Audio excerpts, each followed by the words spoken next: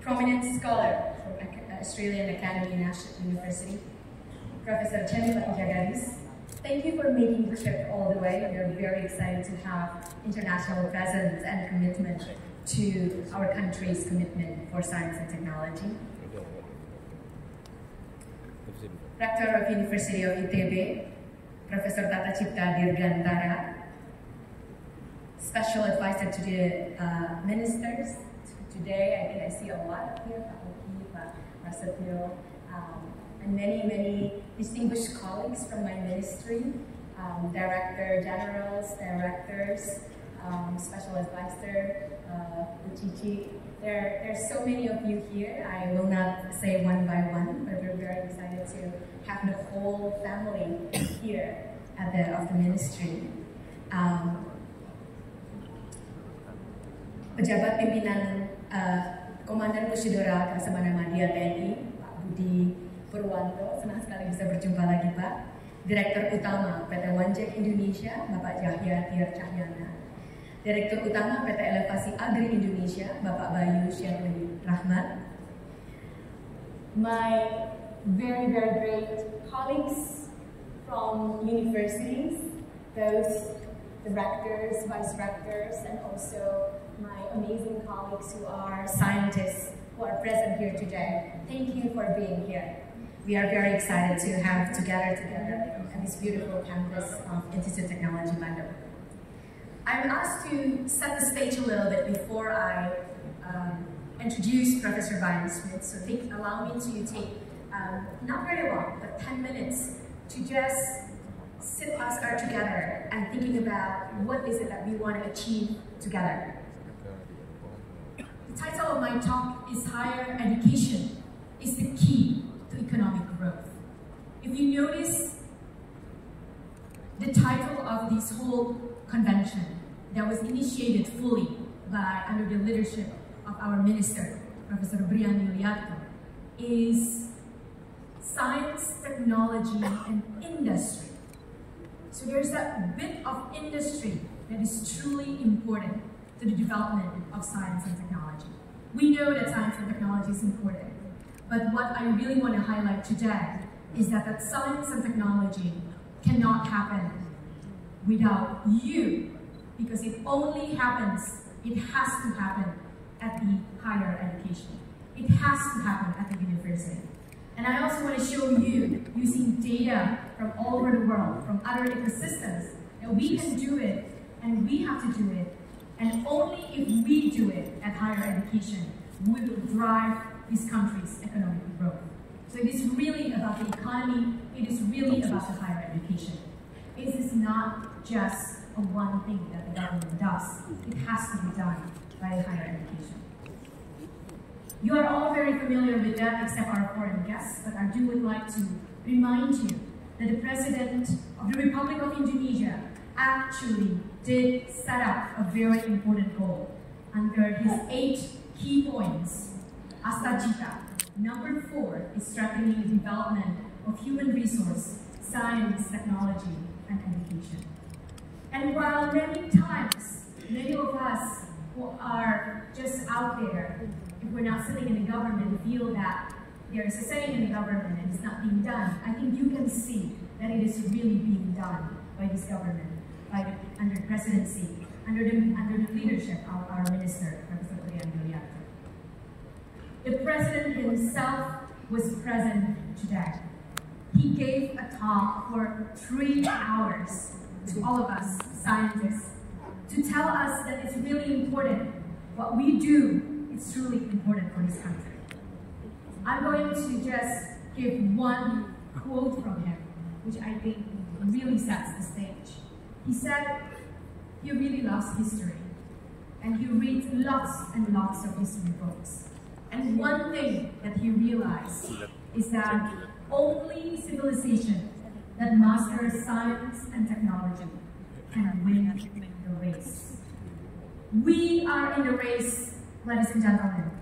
We are not here just to sit and let the wealth of our country to not be managed well. We are not here to just sit and let the brains that all you have is going to just be stagnant. We are racing. Our president already said that, and we need to do it together. When we think about this, I think sometimes if we sit in universities, we kind of feel it's so far away from us. We do research, we do teaching, we do service. We are not part of this race. But I think that is so wrong. We are one of the most important elements for Indonesia to win the race. The race to prosperity, to make our country prosperous. And so I want to start with real numbers to show that higher education really generates economy. I'm using numbers from other universities, but these numbers are also being achieved by our universities today. We just haven't got the data yet, and it is important to collect the data, and it is going to be achieved even more. Let me just give you 3 examples, 3 real numbers. The study shows that since 1930s, Stanford University alumni and faculty have started nearly 40,000 companies, their own faculty and alumni, and employed 5.4 million people, and until today, generated 2.7 trillion US dollars in annual revenues. That puts Stanford, one university, among the world's 10 largest economies. Among the world's 10 largest economies. One university, ladies and gentlemen. MIT, as of 2014, had founded over 30,000 companies and employed 4.6 million people and generated nearly $2 trillion in annual revenues. Annual revenues, setiap tahun, yearly revenues, $2.4 trillion from one university.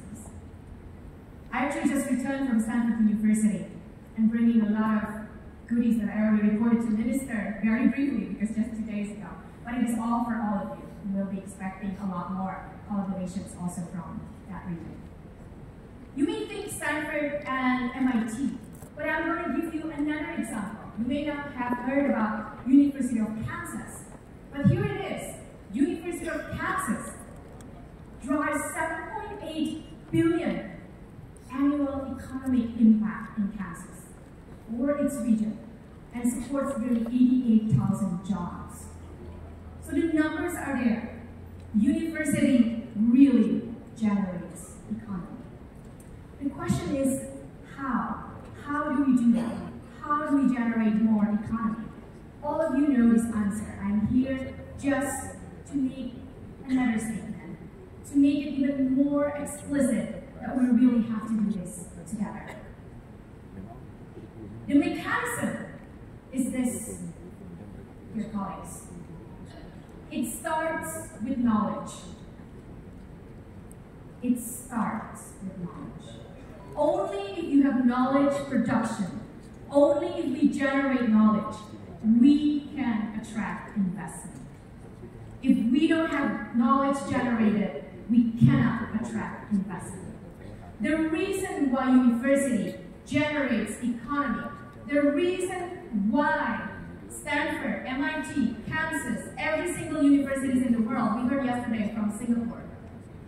Today we're going to hear from Australia, generates trillions of dollars is because university is the bedrock of knowledge. Those knowledge attracts money, those knowledge attracts investment. When you have an investment, only then you can build infrastructures. After infrastructures, then you can build more knowledge. Without infrastructures, you cannot access or generate knowledge. So it is a cycle, but this cycle starts with knowledge. And this is why you in the university is the one who has to drive the investment, is the one who has to drive the infrastructures for more knowledge, for more investment, for more infrastructure. And the cycle goes on and on so we can win the race. How does this cycle, how does this knowledge actually begin? It only begins because you are doing research. And I want to highlight here the mechanism that I think is familiar for all of you it's worth pointing it out again. We all know the outcome one. When you do research, you have innovation and you have research. Outcomes, papers published. All of those are superbly important. But don't forget about the outcome number 2. If you do teaching based on research, what you are going to do is that you are going to educate students with research mindset. Students who understand what is the latest technology in AI, what is the latest technology in chips, in semiconductor. If you don't do the research, they will not be able to learn from you the latest frontier of research. And if they are understanding the latest frontier of research, if they involve in the research process itself, then you can bring and you can produce, and we are going to produce, the university is going to produce industry innovators and skilled workforce. Research mindset is not only for doing research. If you have research mindset, this allows you to be able to problem solve and be employed by universities. We heard from the panel of Wamen yesterday, for all of you who are present here. Director of PLN and Director of Telecom both said what they really need beyond the specific skills are the skills to problem solve, the skill to learn new things that only come from research experience. So please involve your students in your research and produce a research outcome that can generate private research grant, that can fund and bring investment to your university. So let's really focus on the knowledge. Here are some numbers just to convince you again. This is from the World Intellectual Property Organization. They all have mapped that an increase in research by 10% in the short run would actually increase the GDP by 0.2% overall in the world. In the long run, this is going to increase 0.9%. So yes, it takes time, but that is what is going to generate and increase our GDP. This is not counting all the other investment that you will bring in. It's just simply from looking at the patents, the research it generates. If we want to escape the middle income trap, the data from around the world have also shown that you must innovate and you must do research. Because it is precisely the innovation gap that divides the upper middle income countries with the high income countries. So in the y-axis you can see on the left is technology index, and on the right is the number of researchers per million of inhabitants. And that what separates the upper middle income countries with the high income country. That's what separates the gap. Again, my point is that you at the universities are the one who is going to make our country goes up the level, wins the race. So to this, we also have to be strategic, because there is a gap. We must admit that currently we are not at the same level in terms of research, in terms of innovation, in terms of knowledge production with other countries. So we have to be strategic. What is that strategy? Specialization. We are not going to be winning by doing everything all at once in a mediocre way. Instead, you must find the specialization. We, the government, find niche areas. So focus your research.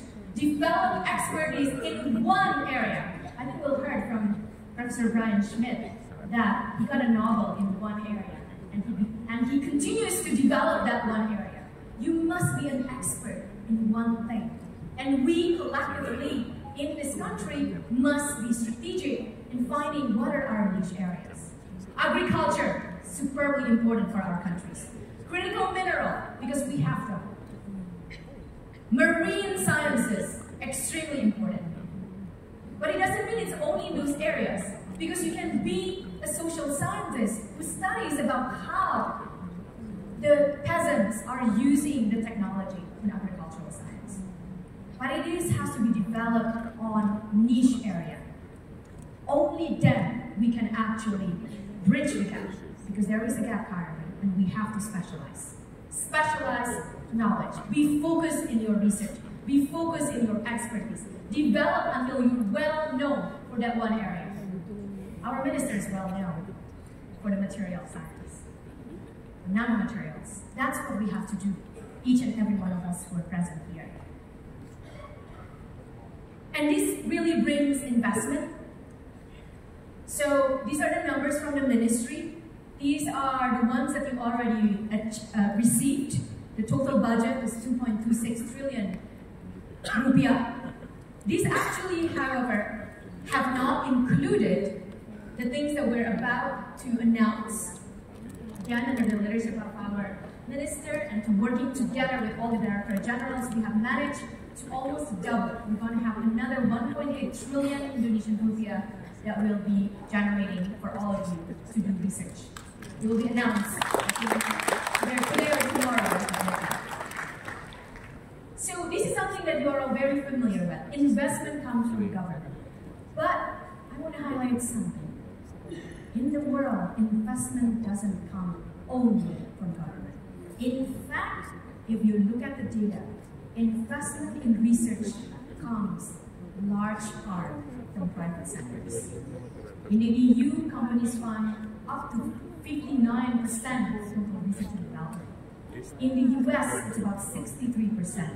In China, South Korea, and Japan, over 75% of R&D investment comes from the private sector. The numbers changes all the time, but you can see that investment comes from private sectors, and that is why this convention is Science, Technology, and Industry. And that is why we're bringing the Wamen, we're bringing the private sectors, so that they can meet with you, and you can meet with them, and really think very, very hardly how to entice the private sectors to fund your research as well. What we do here in PSTI, work of all the ministry, is to catalyze this, a cycle of research and innovation that to power economic growth. We must think about the economy. The economy doesn't mean it's only translational research. Yesterday we heard from Singapore that the basic research are actually just as great, if not even better, in the long run, to actually power the economic growth. So today, I hope you take the opportunities to look at each other. Those of you from the academia, please get to know the 68 ministries, the 152 BUMN that are here together in this conference, to tell you that they too are very interested in funding your research.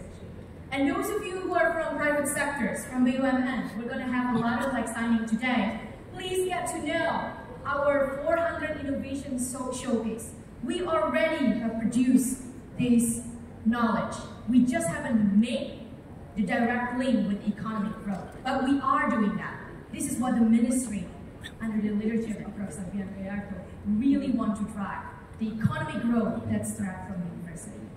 The rectors, the LLD leaders, think about how to make a policy that will really bridge the research to really be done well in your universities and can be bridged with the economy, with the private sectors, with the government.